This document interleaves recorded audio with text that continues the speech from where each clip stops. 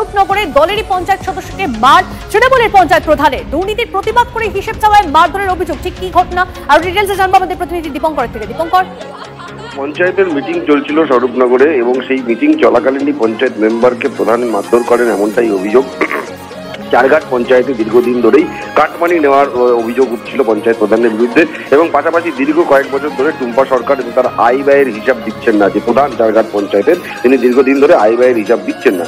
এই যখন মিটিং চলছিল তখন 156 নম্বর বুথের তৃণমূল মেম্বার তথা নারী ও শিশু সঞ্চালক পিঙ্কি রায় ঘোড়ে তিনি বিগত বছরের হিসাব চান এবং এই হিসাব চাওয়াকে কেন্দ্র করেই প্রথমে বচসা এবং বচসার পর আচমকা ওই পঞ্চায়েত প্রধান পিঙ্কি রায় ঘোড়ের ওপরে চড়াও হয় এবং তাকে মারধর করতে থাকে, তাকে হুমকিও দেওয়া হয় বলে অভিযোগ।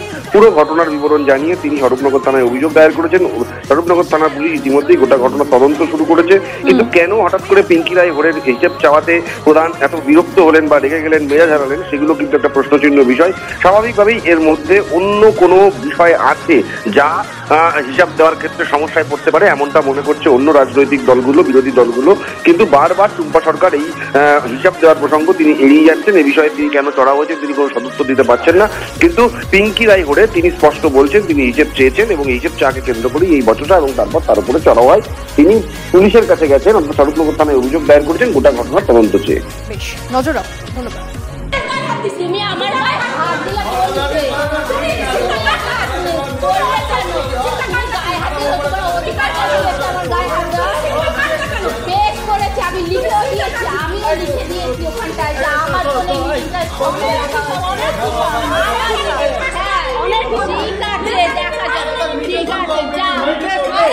কোথায় মিটিং করবো আমারও সব জায়গায় জানা হয়ে গেছে, আমিও জেনে এসছি, স্যারের কাছে আমিও জেনে এসছি এই ইটের পয়সা কোথায় গেছে, কোথায় কোন টাকা গেছে সব হিসাব নাই। সব কোথায় টাকা, কোথায় সব ফাঁকা কি করে হলো? বাড়ি আমরা কি বাড়ি ভাষা দাম তুই আমারই ভাষা দেবে না, একদম আমারই ভাষা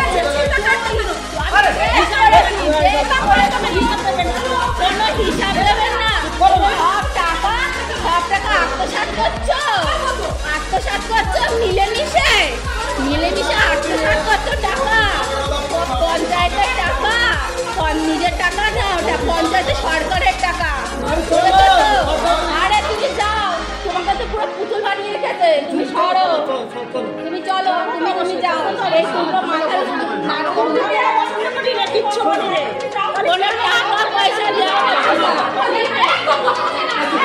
হিসাব করা যাবে না, সবার অধিকার আছে। তুমি যাও, হয়ে গেছে, অনেক জায়গায় চলে এসছে।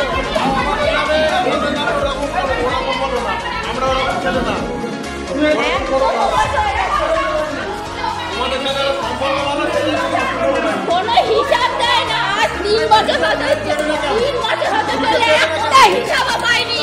টাকার হিসাব কোথায় দেবো? আয় ব্যয় হিসাব একটা দিয়েছো, কেউ দেন নিয়েছে, নিতে যতবার গেছে উঠে চলে যাও তোমরা।